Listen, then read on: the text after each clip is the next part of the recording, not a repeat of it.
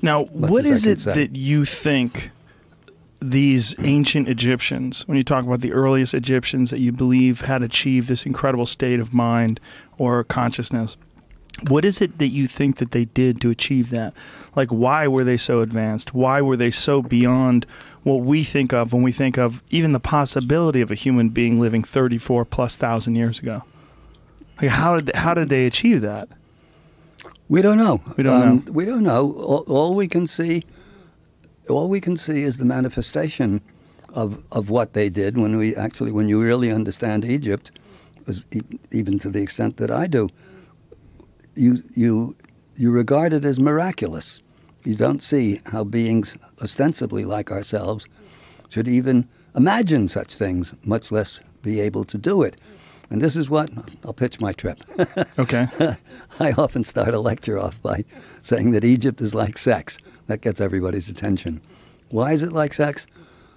Because you can read books about it, and that's informational of sorts. You can look at pictures, that's a different kind or a different level of information. But until you've experienced it, you do not and cannot understand it. And Egypt is like that. That Magical Egypt series is as close as anyone has ever come to communicating the wonder and the magic that is Egypt as anyone has ever. It's way head and shoulders above what anybody else has done, and that's my genius partner Chance is doing in its entirety. It's, simplest ideas, and I play a big role in it, but it's really Chance's baby. And but at the visit to Egypt, at the end of a couple of weeks there, I can talk from now till doomsday, which I'm about in the process of doing, and nothing that I say can come even remotely close to what it's like to be 2 weeks in Egypt, day after day after day after day, in the presence of sacred art of this quality. And there's nowhere else on the left. I mean, I'm sure that China and India and all of these places had not pyramids and not that kind of structure. The nature of Egypt, it's strange. It's a kind of freak of nature, as it were. All desert except this little strip of Nile. And then the delta that until recently was impenetrable swamp. So it's practically unattackable. And the Nile floods, and the food jumps out of the ground, and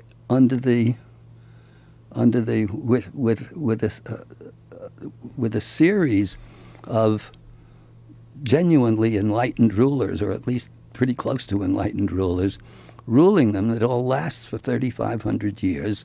And how did they live? You see everything that they did. In fact, until quite recently, there were no such things as jobs. There were trades and crafts and skills and arts. And everybody, I mean, yes, in Europe, the combination of a repressive church and an oppressive nobility kept everybody, immersed in serfdom in one way or another. But what people actually did with their lives was, in some sense or another, transformational. All of it. It takes a lot of smarts to be a good peasant. All of these things that people used to do as a matter of course. And in Egypt, you see it. You see it carved into the walls, and everyone thinks these are the scenes of daily life. Well, they are scenes of daily life, but they're decodable as transformational activities. So anything that you do, and boy, you're doing martial arts, this is a highly developed skill. You are somebody that you wouldn't be if you didn't have that skill. If you were doing a podcast and what you did for a living was flipping burgers at McDonald's, you wouldn't be Joe Rogan. You've been doing your homework without maybe even thinking that it was homework. Because anything that you're involved in that you go at with a quest for perfection of whatever it is has this transformational value. And when you recognize, when you know it, let's say when you know it intellectually, when you can articulate it, it implements the activity itself. So it's possible even to do that. You could be an enlightened burger flipper, and the Sufis are very good at. The Sufi is in life, but not is in life, but not of it. In other words, you can you can practice waking up, as it were, in the midst of the most mundane thing. You could be an enlightened garbage collector, as long as you knew what you were doing. It's a totally different thing. I would imagine. I'm not a garbage collector. It's a totally different thing to collect the garbage consciously than it is to just do it resentfully, because that's the only job that you can get. Although, right. So, when we're talking, it's not as though this is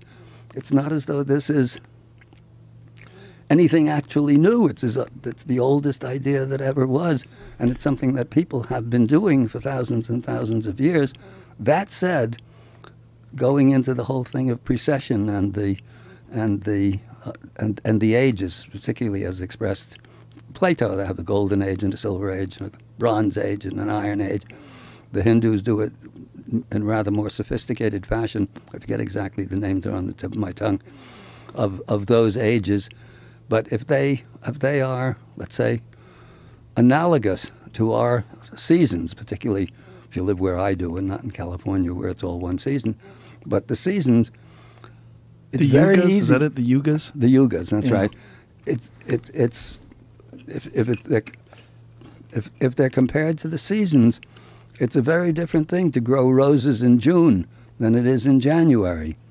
It's the same effort when you're talking about people, about waking up and all of the rest of it. This is a dark age. I mean, this is the Kali Yuga, as far as I'm concerned. To do anything of a spiritual nature now, with all of these forces lined up against you, not consciously, of course, but unconsciously, it's an incredibly difficult thing to actually practice a genuine spiritual doctrine. First of all, you have to get interested in it, and that's only a small chunk of us, and then you have to try to do it. And you have to have the time, you have to have the focus. Or make the time and Don't the be focus, distracted. and that's right, the focus and the will and all the rest of the things. And so growing roses in January takes a lot more effort than to get to the same rose than it takes in June when they're jumping out of the ground. So my guess is, and it's only a guess, it's speculation, that in these higher levels of these higher periods of gold and silver, bronze, and so on, it's just much easier. It is much easier for people to recognize what's demanded of them and to do it than it is in the middle of a from a spiritual point of view, a spiritual but brightly lit, unilluminated but brightly lit dark age. Well, where we are. If you look at the influence that Egypt had clearly on Greece and clearly on a lot of other civilizations where people literally came to Egypt to learn, if Egypt wasn't there, what would civilization be like? I mean, it's such a unique place in that there's really nowhere that you can compare that has the level of sophistication as far as the structures in the ancient world. There's not even, I mean, it's almost like what they created was undeniable. Like I think Giza, the Great Pyramid of Giza, has 2,300,000 stones that weigh between 2 and 80 tons. Yeah. Like what? Like how? That's insane. It is. Like there's the level of sophistication in creating something like that. I mean, I've only seen it in photographs, but one of the greatest photographs I've ever seen is from someone with a GoPro standing on the top of it. So you get this kind of a sense of how immense it really truly is. Yeah. And you just think about how incredible that must have been especially when it's covered with smooth limestone before they cut it all off. Right. I mean, what you're seeing is it's an undeniable mastery of physical things to the point where it makes your head spin, because people say we can do that today. Well, okay, maybe. We kind of understand that it's been done and that we can do pretty immense things. We have some pretty incredible tractors and machines and everything like that, but they didn't have those. No. As far as we know. They didn't have those. They might have had something else. What do you think they had? I don't know. I mean, do you have like some hypothesis, some theories in your head about the construction methods? A bit. That actually from Tibet, there's actually a funny little book. I've done some lectures out at what is it called? in Joshua Tree. You know about that? Mm-hmm. About it's a contact in the desert. They're mostly interested in the UFO phenomenon and stuff like that. But the place itself, Joshua Retreat Center, is founded by a very interesting guy who's sort of the Tibetan Krishnamurti. In other words, it's an interesting little book he wrote, terribly written, but his studies in Tibet. And at the end of this little book, he's studying with the lamas. He describes certain of the things he has seen them do, and I see no particular reason to dismiss what he says. He's talking from experience, and it has the ring of veracity to it. He talks about going into an underground chamber that has no lights or electricity or anything like that. That's all lit up. And when you go to Egypt, you have these deep, deep shaft tombs that go down and around and all like this. And people say, well, how did they light the thing up? Can't have had torches. It would have used up all of the oxygen, and it would have smoked up the ceilings and all the rest of it.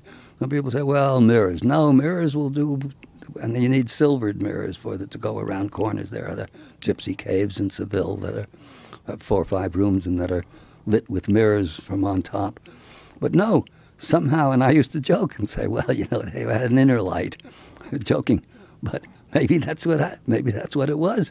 That they produce this, and he talks about other lamas he's witnessed doing incredible feats that you couldn't do, that you just couldn't do in your ordinary state.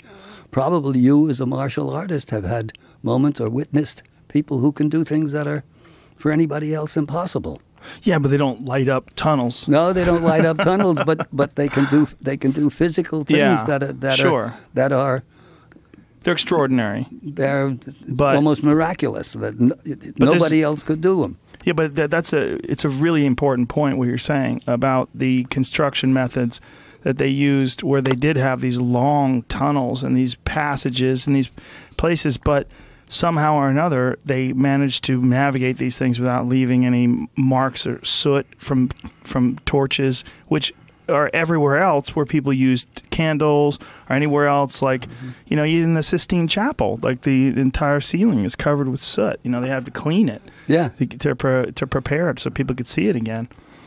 But that's really fascinating to think that they had some other method of illumination that we just haven't discovered yet. We don't know what they did or how they did it. That's one thing, but you look at a jillion other things. Particularly, this is again one of the reasons why the Sphinx theory is so contentious to these, so dangerous to these guys, because the Sphinx, carving the Sphinx is one thing, but okay, limestones are relatively resilient stones, or relatively soft stone. Enough guys with chisels, even if they're copper chisels, could do that given enough time and enough genius. But the temples either side of it are built of stones half the size of this room, slotted into place like pieces of a jigsaw puzzle. This is unbelievable. And again, what you just said is really important. Copper tools. That's what they think. Copper tempered with arsenic. I mean, but those same copper tools are supposedly used for carving the granite. If you go to Egypt, actually, you should get a huge audience. Get a Joe Rogan trip together and come on to Egypt. I'm not going with people listening to this podcast. Well, have a test. Too many freaks. Well, 90% of them would be great. That 10%. Well, keep out the 10%. It's just prepare a... I have to have a filter. Have a conversation with them. Prepare a filter. Get them in a room. Prepare a filter. And... How many people would you take at a time? I have a max of 24. Interesting. Because more than that is unmanageable. Right. And when you see it, I mean, one thing after the other. And it's totally safe to go to Egypt right now? Well, it's as safe as Los Angeles. I mean, or anywhere else here in Dumbfuckistan. It's, this is Dumbfuckistan.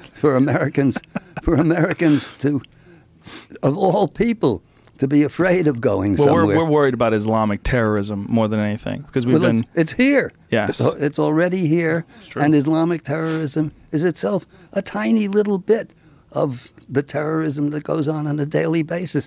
You open the internet, and there's some nutcase kid somewhere or another shooting down a mall. I mean, the known terrorists have accounted for it's not even a statistic. it's an X number of people that they've gone after. But here in this crazy, violent country, you're never safe anywhere. Schools aren't safe. Malls aren't safe. What's safe? Right. So Cairo has some nice hotels too, right? Oh, great hotels. Yeah, we stay at a place actually right across a stone's throw from the pyramids itself. So you can look at the pyramid out your window. Yeah, you can. Wow. That's right. You can do that.